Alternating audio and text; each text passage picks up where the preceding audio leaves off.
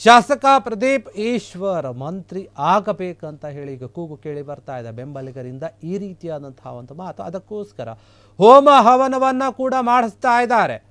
ಪ್ರದೀಪ್ ಈಶ್ವರ್ ಮಂತ್ರಿ ಆಗಬೇಕು ಅಂತ ಅವರ ಬೆಂಬಲಿಗರು ಹೋಮ ಹವನವನ್ನ ಮಾಡಿಸ್ತಾ ಇರುವಂಥದ್ದು.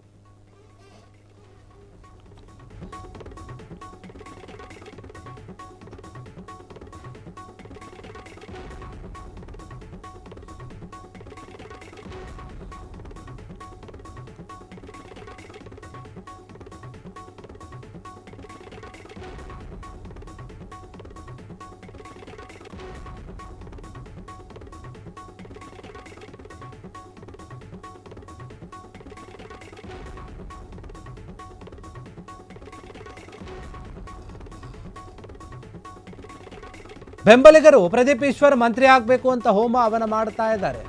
ಪ್ರದೀಪ್ ಅಣ್ಣ ಮಂತ್ರಿ ಆಗಲೇಬೇಕು ಅಂತ ಬೆಂಬಲಿಗರು ಈಗ ಪಟ್ಟನ್ನು ಹಿಡಿದುಕೊಂಡು ಕೂತಿದ್ದಾರೆ. ಚಿಕ್ಕಬಳ್ಳಾಪುರ ಹರಿಕಾರ ಪ್ರದೀಪ್ ಅಣ್ಣ ಅಂತ ಹೇಳಿ ಬೆಂಬಲಿಗರು ಘೋಷಣೆ ಕೂಗ್ತಾ ಇದ್ದಾರೆ. ಈ ಬಾರಿ ರೀಶಫಲ್ ಆದರೆ ಪ್ರದೀಪ್ ಈಶ್ವರ್ ಅವರಿಗೆ ಮಂತ್ರಿ ಸ್ಥಾನ ಕೊಡಲೇಬೇಕು ಅಂತ ಒತ್ತಾಯ ಮಾಡ್ತಾ ಇದ್ದಾರೆ. ದೇವಸ್ಥಾನದ ಮುಂದೆ ಕಾಯಿಯನ್ನು ಹೊಡೆದು ಪ್ರಾರ್ಥನೆಯನ್ನು ಮಾಡ್ತಾ ಇದ್ದಾರೆ. ಶಾಸಕ ಪ್ರದೀಪ್ ಈಶ್ವರ್ ಮಂತ್ರಿ ಆಗಬೇಕು ಅಂತ. ನೋಡಿ, ಇವರು ಒಂದು ಬಾರಿ ಗೆದ್ದಿರುವಂಥದ್ದು 4-5 ಬಾರಿ ಗೆದ್ದಿರೋರಿಗೆ ಕೊಟ್ಟಿಲ್ಲ, ಅಲ್ಲಿ ಅವ್ರು ಕಾಯ್ಕೊಂಡು ಕೂತಿದ್ದಾರೆ. ಹೀಗಿರುವಾಗ ಇವರು ಒಂದು ಸಲ ಗೆದ್ಬಿಟ್ಟು ಕೊಡಿ ಅಂದರೆ ಕೊಡ್ತಾರಾ? ತುಂಬ ಡೌಟ್ ಇದೆ. ಆದರೆ ಅವರ ಬೆಂಬಲಿಗರು ಮಾತ್ರ ಕೇಳ್ತಾ ಇದ್ದಾರೆ. ಕೇಳೋದೇನು ತಪ್ಪಲ್ಲ ಅಲ್ವಾ, ಕೇಳಲಿ. ಆದರೆ ಕಾಂಗ್ರೆಸ್ನಲ್ಲಿ ಇರುವಂತಹ ಚರ್ಚೆಗಳು, ವಿಚಾರಗಳು ಬೇರೆ ಇದೆ. ಈಗ ಪರಿಸ್ಥಿತಿ ಬೇರೆ ಇದೆ.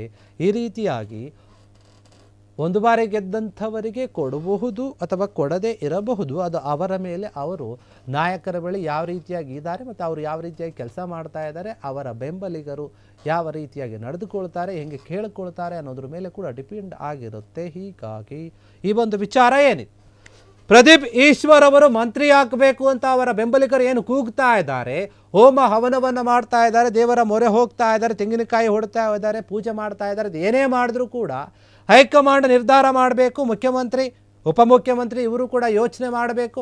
ಅವರು ಒಪ್ಪಿಕೊಂಡು ಕೊಟ್ಟರೆ ಖುಷಿ. ಒಂದು ವೇಳೆ ಕೊಟ್ಟರೆ ಸಾಕಷ್ಟು ಬಾರಿ ಗೆದ್ದು ಮಂತ್ರಿ ಆಗದೆ ಉಳಿದಿರುವಂಥವರು ಎದ್ದು ಕೂತ್ಕೊತಾರೆ. ಆಗ ಕೂಡ ಸಾಕಷ್ಟು ಗೊಂದಲಗಳು ಸೃಷ್ಟಿಯಾಗುತ್ತೆ. ಆದರೆ ಈ ಒಂದು ವಿಚಾರದಲ್ಲಿ ಪ್ರದೀಪ್ ಈಶ್ವರ್ ಅವರು ಏನು ಇದ್ದಾರೆ, ಪ್ರದೀಪ್ ಅಣ್ಣ ಆಗಲೇಬೇಕು ನಮಗೆ ಅಂತ ಹೇಳಿ ಬೆಂಬಲಿಗರು ಕೂಗ್ತಾ ಇದ್ದಾರೆ. ಅವರು ಚಿಕ್ಕಬಳ್ಳಾಪುರದ ಹರಿಕಾರ, ರೀಶಫಲ್ ಆದರೆ ಅವರಿಗೆ ಕೊಡಲೇಬೇಕು ಒಂದು ಮಂತ್ರಿಯ ಸ್ಥಾನವನ್ನು ಅಂತ ಹೇಳಿ ಪಟ್ಟು ಹಿಡ್ಕೊಂಡು ಕೂತಿದ್ದಾರೆ. ಆದರೆ ಇದು ಎಷ್ಟರ ಮಟ್ಟಿಗೆ ವರ್ಕೌಟ್ ಆಗುತ್ತೋ ಗೊತ್ತಿಲ್ಲ.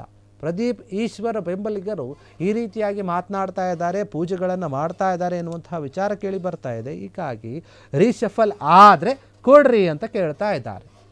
ಇದೇ ರೀತಿಯಾಗಿ ಸಾಕಷ್ಟು ಜನ ಕಾದ್ಕೊಂಡು ಕುಳಿತಿದ್ದಾರೆ. ಬೇರೆ ಬೇರೆಯವರು ಲಾಬಿ ಕೂಡ ನಡೆಸ್ತಾ ಇದ್ದಾರೆ. ರೀಶಫಲ್ ಎನ್ನುವಂತಹ ವಿಚಾರ ಏನಿದೆ ಅದು ಸದ್ಯಕ್ಕಂತೂ ಆಗುತ್ತೋ ಇಲ್ವೋ ಕನ್ಫರ್ಮ್ ಆಗಿಲ್ಲ ಇನ್ನೂ ಕೂಡ. ಆದ್ರಂತೂ ನಮಗೆ ಬೇಕು ಅಂತ ಕೇಳ್ತಾ ಇದ್ದಾರೆ. ಆಗದೆ ಇದ್ದರೆ ಓಕೆ, ಸುಮ್ಮನೆ ಇರ್ತೀವಿ. ಈಗ ಯಾರ್ಯಾರು ಯಾವ್ಯಾವ ಸ್ಥಾನದಲ್ಲಿದ್ದಾರೋ ಅಲ್ಲೇ ಇರ್ತಾರೆ. ಒಂದು ವೇಳೆ ರೀಶಫಲ್ ಆದರೆ ಸಾಕಷ್ಟು ಬದಲಾವಣೆಗಳು ಆಗುತ್ತೆ. ಕೆಲವರನ್ನು ಕೈ ಬಿಟ್ಟು ಹೊಸಬರನ್ನು ತೆಗೆದುಕೊಳ್ಬೇಕಾಗುತ್ತೆ. ಆ ರೀತಿಯಾಗಿ ಏನಾದರೂ ಹೊಸಬರನ್ನು ತೆಗೆದುಕೊಂಡ್ರೆ ಅದರಲ್ಲಿ ಪ್ರದೀಪ್ ಈಶ್ವರ್ ಅವರಿಗೆ ಒಂದು ಸ್ಥಾನವನ್ನು ಕೊಡಬೇಕು ಅಂತ ಹೇಳಿ ಅವರ ಬೆಂಬಲಿಗರೆಲ್ಲರೂ ಕೂಡ ಈಗ ಒತ್ತಾಯ ಮಾಡ್ತಾ ಇರುವಂಥದ್ದು, ಪೂಜೆ ಮಾಡ್ತಾ ಇರುವಂಥದ್ದು, ಹೋಮ ಹವನಗಳನ್ನು ಮಾಡ್ತಾ ಇರುವಂಥದ್ದು. ಪ್ರದೀಪ್ ಈಶ್ವರ್ ಅವರು ಮುಖ್ಯಮಂತ್ರಿ ಆಗಲಿ ಅಂತ ಪಟ್ಟು ಹಿಡಿಸ್ಕೊಂಡು ಕೂತಿದ್ದಾರೆ. ಎಷ್ಟರ ಮಟ್ಟಿಗೆ ಇದು ವರ್ಕೌಟ್ ಆಗುತ್ತೋ, ಪ್ರದೀಪ್ ಈಶ್ವರ್ ಅವರಿಗೆ ಮಂತ್ರಿ ಸ್ಥಾನ ಕೊಡುತ್ತಾರೋ ಇಲ್ವೋ ಅದನ್ನು ಕಾದು ನೋಡಬೇಕು.